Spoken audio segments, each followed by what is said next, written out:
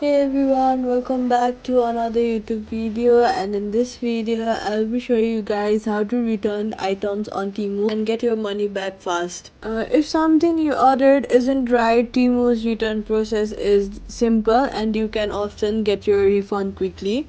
Open the Temu app on your iPhone and then tap the U at the bottom, and then tap your orders and find the item you want to return.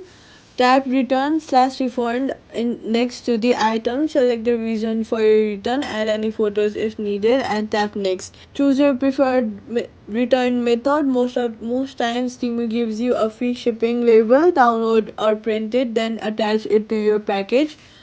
Drop the package off at the designated shipping location. Once Temu receives it, your refund is usually processed with a few business days. Privacy tip: only use the official Temu return process. Don't send your items to any address shared through unofficial messages or random links.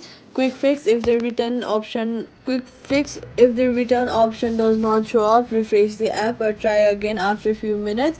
If it's still missing, go to help center and chat with Temu support. They can manually start the return for you. And that's it. Subscribe for more easy tech fixes like this.